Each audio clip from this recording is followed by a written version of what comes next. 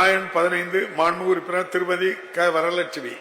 மாண்புமிகு மீன்வளம் மீனவர் நலத்துறை மற்றும் கால்நடை பராமரிப்புத்துறை அமைச்சர் அவர்கள்.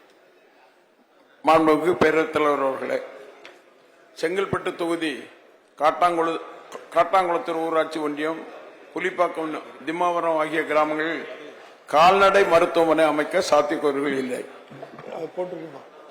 மாண்புமிகு உறுப்பினர் வரலட்சுமி. மாண்புமிகு பேரவைத் தலைவர் அவர்களே, செங்கல்பட்டு தொகுதியில் காட்டாங்குளத்தூர் ஒன்றியத்தில் அமைந்துள்ள இந்த புலிப்பாக்கம், திம்மாவரம் ஆகிய பகுதிகள் ஏற்கனவே கால்நடை மருத்துவமனை அமைந்துள்ள பகுதியிலிருந்து ஆத்தூர் பகுதியிலிருந்து 5 கிலோமீட்டருக்கு அதிகமான தூரத்தில் இருக்கின்றது. எனவே அங்கு கால்நடைகளை அழைத்து கொண்டு வந்து சென்று சிகிச்சை அளிப்பதற்கு மிகவும் சிரமமாக இருக்கின்றது. அது மட்டும் இல்லாமல் இப்போதே இந்த 2 கிராமங்களை சேர்த்தாலே 3000க்கு அதிகமான கால்நடைகள் வருகின்றது.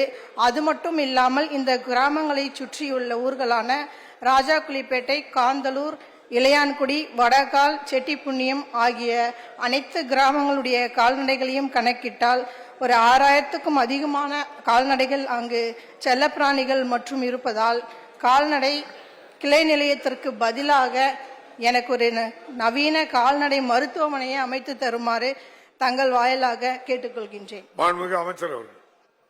மாண்புமிகு பேரவைத் தலைவர் அவர்களே, ஒரு பகுதியில் கால்நடை அலுவலர்களின் எண்ணிக்கை 3000ற்கு மேல் இருக்குமானால் அங்கு கால்நடை கிளை நிலையம், அதுபோல 5000க்கு மேல் இருக்குமானால் அங்கு ஒரு கால்நடை மருந்தகமும் அமைத்து தரப்படுகின்றது. அரசினுடைய வரையறை அப்படி அமைக்கப்பட்டிருக்கின்றது. முதலில் கால்நடை கிளை நிலையம்தான் துவங்கப்படுகிறது. பின்னர் கிளை நிலையத்தில் தினசரி 30 கால்நடைகள் சிகிச்சை மற்றும் இதர சேவைகள் வழங்கும் பட்சத்தில் கால்நடை மருந்தகமாக தரம் உயர்த்தப்படுகிறது. அந்த மருந்தகத்திற்கு தினசரி சிகிச்சைக்கு வரும் கால்நடைகளின் எண்ணிக்கை 40க்கு கூடுதலாக இருக்கும் பட்சத்தில் அது கால்நடை மருத்துவமனையாக உயர்த்தப்படுகின்றது. மாண்புமிகு உறுப்பினர் கோரியுள்ள செங்கல்பட்டு தொகுதி காட்டாங்குளத்தூர் ஊராட்சி ஒன்றியத்தில் உள்ள புலிப்பாக்கத்தில் உள்ள பகுதியில் 2850 மாட்டின அலகுகளும் 310 ஆட்டின அலகுகளும் 127 கோழி அலகுகளும் மொத்தம் 3300 கால்நடை அலகுகள் உள்ளன. 3000 கால்நடை அலகுகளுக்கு ஒரு கால்நடை கிளைனம் என்ற அரசின் வரமுறைக்கு உட்படுவதாலும் ஆத்தூர் கால்நடை மருந்தகம் 8 கிலோமீட்டர் தொலைவிலும் அஞ்சூர் கால்நடை மருந்தகம் 7 கிலோமீட்டர் தொலைவிலும் செயல்பட்டு வருவதாலும் மாண்புமிகு உறுப்பினர் கோரியுள்ள புலிப்பாக்கம் கிராமத்தில் கால்நடை கிளைகளை அமைக்க சாத்தியக்கூறுகள் உள்ளது. எனினும் மாண்புமிகு உறுப்பினர் கால்நடை மருத்துவமனை கோரியுள்ளார். திம்மாவரம் கிராமத்திற்கு அருகில் 1.5 கிலோமீட்டர் தொலைவில் ஆத்தூர் கால்நடை மருந்தகமும் செயல்பட்டு வருவதால் திம்மாவரம் கிராமத்தில் கால்நடை கிளை அமைக்க சாத்தியக்கூறுகள் இல்லை. கால்நடை விவசாயிகள் அம்மருத்துவ சேவையை பயன்படுத்திக் கொள்ளலாம் என்பதை தங்கள் வாயிலாக மாண்புமிகு உறுப்பினர் அவர்களுக்கு தெரிவித்துக் கொள்கின்றேன். மாண்புமிகு உறுப்பினர் வரலட்சுமி. மாண்புமிகு பேரவைத் தலைவர் அவர்களே, செங்கல்பட்டு மாவட்டம் செங்கல்பட்டு தொகுதியில் கால்நடை பராமரிப்பு துறையின் கீழ் கோட்ட உதவி இயக்குனர் அலுவலகம் 50 வருடம் பழமையானதாக இருக்கின்றது.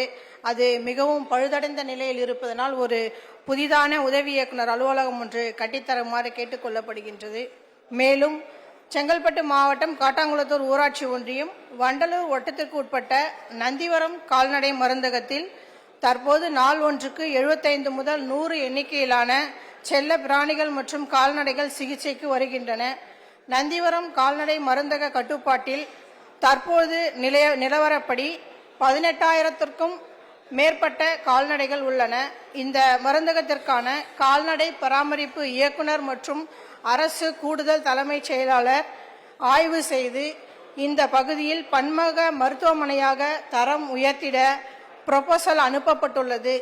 எனவே இந்த கால்நடை மருந்தகத்தினை பன்முக மருத்துவமனையாக தரம் உயர்த்தி தர ஆவணை செய்யும்படி தங்கள் வாயிலாக கேட்டுக்கொள்கின்றேன்.